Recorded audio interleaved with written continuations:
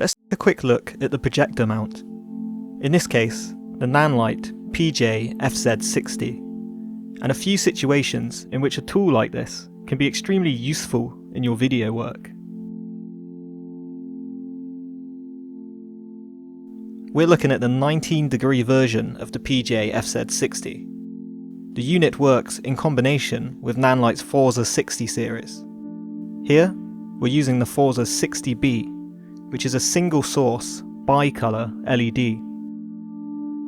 The projection mount focuses your light into a very controlled beam, or spotlight.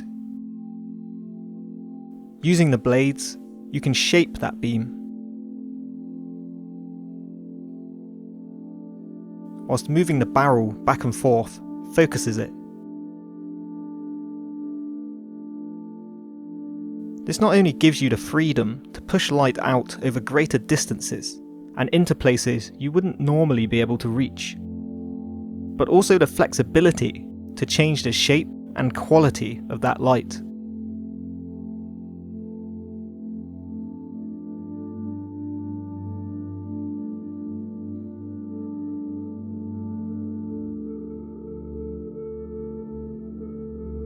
In this shot, we set up a cove of bounce light around our subject, with each light slightly dimmer than the last, bouncing off of unbleached muslin,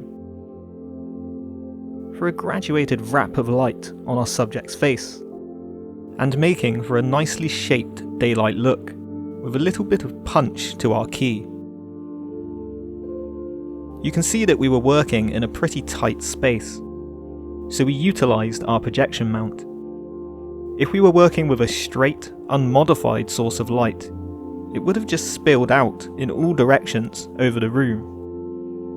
Even if we controlled this spill with something like barn doors, we wouldn't be making use of the light's full output, which could limit our control over the scene.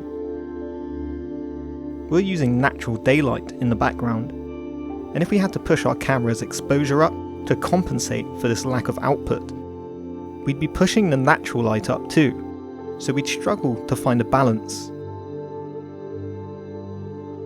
By using our projection mount, we can beam our light directly across the scene where we need it to go, with no spill, utilising the full output of the light.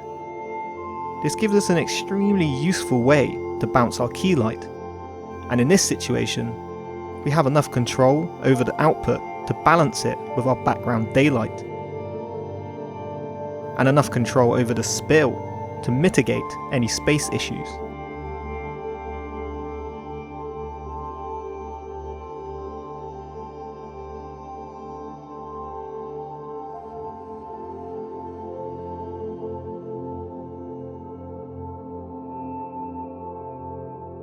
With the projection mount, we also have a holder that takes B-sized gobos, and a few of these come with the unit.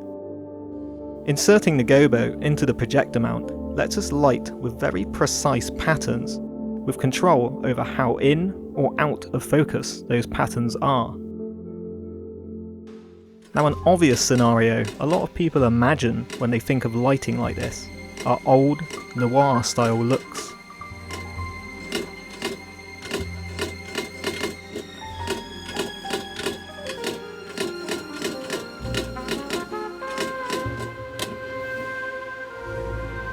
But we can also be a little more subtle with patterned light, if presented with a fitting situation.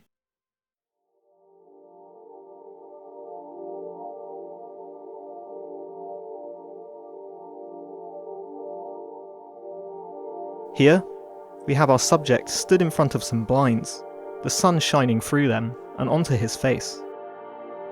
The sun wasn't actually shining into the room at the time. It was just around the corner of the house. So we just placed our Forza and projector mount just off frame, close to the window, at a similar height relative to the sun. We simply used the blinds pattern gobo to replicate the look of the sun shining through the blinds, extending our window light in a more naturalistic way.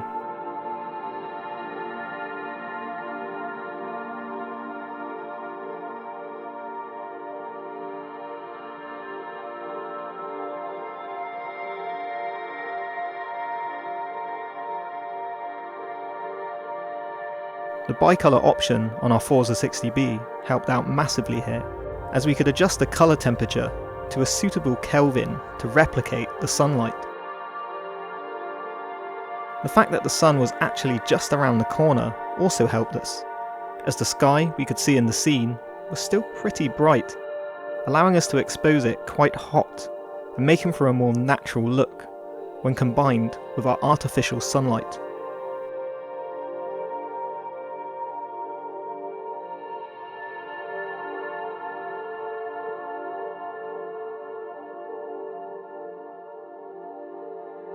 Before we check out how we got from this shot to this one, utilising the projection mount, just a quick leeway to remind you that you can grab my 21-minute colour grading tutorial from my website, detailing the process of grading 2 cinematic looks in DaVinci Resolve for just £8, along with free practice DNG files so you can grade along with the video. And if you're looking at selling your own digital products, or even just looking at building a website, check out Zyro. With an e-commerce plan, you can upload and sell digital products up to 25 gigabytes in size, and manage your Facebook, Instagram, or Amazon stores all in one place. Online commerce has been an especially important element to my own income for the past year as a freelance video creator, as I'm sure it has been for many freelancers and small businesses, and Zyro has been very easy to work with, allowing me to make a fully customizable site and store using an easy and intuitive drag and drop system, without having to know anything complicated about website building. Websites made with Zyro are also fast loading, which can help to increase your search engine optimization and have your page rank higher on search engines. If you're looking at building a site or store, and you'd also like to support my channel, click on the link in the video description, or use the code ROBELLIS, and you can get up to 89% off with my deal on Zyro's 1-year, 2-year, and 4-year premium plans, along with a free domain for a year.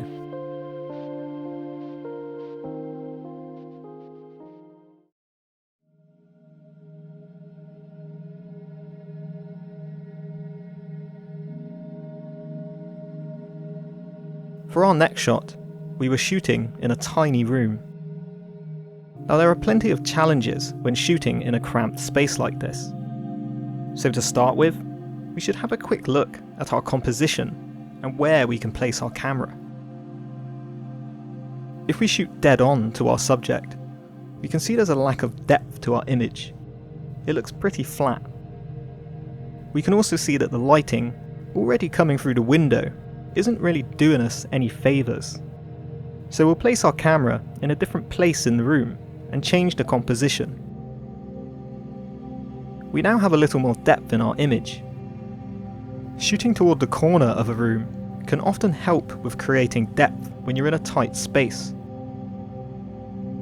We've also positioned our subject's leg in such a way to create an extra foreground element to the scene. So we essentially have foreground, middle, and background layers, further helping us to create this depth in the image. However, our lighting could still do with tightening up. The hair light already coming through the window looks nice, as does this little kick on the far side of the face. And we've also got a bit of bounce from the wall on the far side of the face too. We also have light coming from one side of the window and hitting the near side of the face. So let's go with something to exaggerate the lighting on the far side, with a view to turn it into an upstage key light. And let's get rid of the light on the near side, so we can keep things more shaped and dynamic. One thing we did initially to control the light coming into the room was to close the blinds a little, just so there wasn't too much natural light spilling around everywhere. To get rid of the lighting on the near side of the face, we simply hung up some black material over one window to block out the light coming through on that side.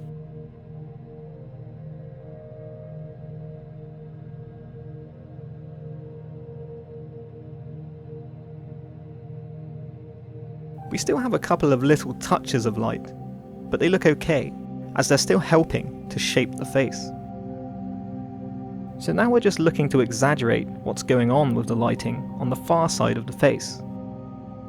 If we take a look at the wall on the right side of our frame and to the left of our subject, we can see that our natural window light is hitting it, which is creating the bounce we can see on the face down here.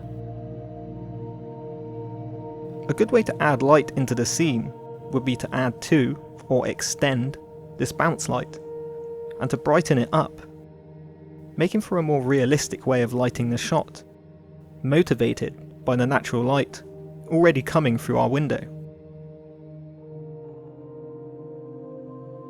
This is where our projector mount comes in. Since we're shooting in such a tight space, we can't place a good-sized, soft light source into this corner of the room, as it's physically impossible with the tools that we have. So bounce light is kind of necessary. As with our previous shot, using the projection mount, we can fire across and above the scene to get the bounce light that we need. We shape the light around the corner to get just enough wrap for our upstage key.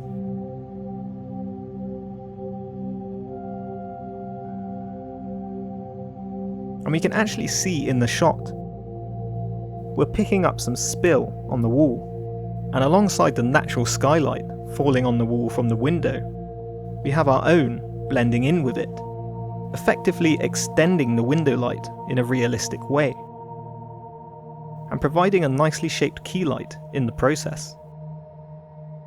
Using the bicolor option on the Forza 60B, we were able to balance out the colour temperature bouncing from the blue toned wall to match the temperature coming from the natural window light, and to tie the temperatures together nicely.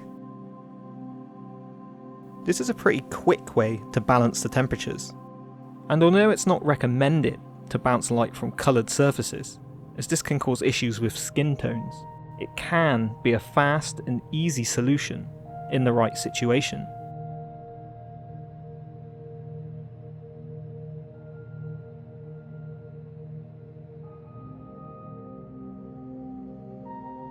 Patrons get an extended, ad-free version of this video, featuring a look at our noir-style lighting, and an extra setup, utilising the projection mount. If you'd like to become a patron for extra content, or just to support my channel, head over to Rob Ellis Cinematography on Patreon. I used music from Audio Socket in this video. Click my referral link in the video description to get access to the best and most diverse range of stock music available, while supporting my channel. I use ArtGrid for stock footage. Get an extra 2 months free when you sign up using the link in my video description. Grab my 21-minute colour grading tutorial at robelliscinematography.com/downloads for just £8. And get up to 89% on yearly plans for your website with my Zyro deal, using the link in the description or by using the code ROBELLIS.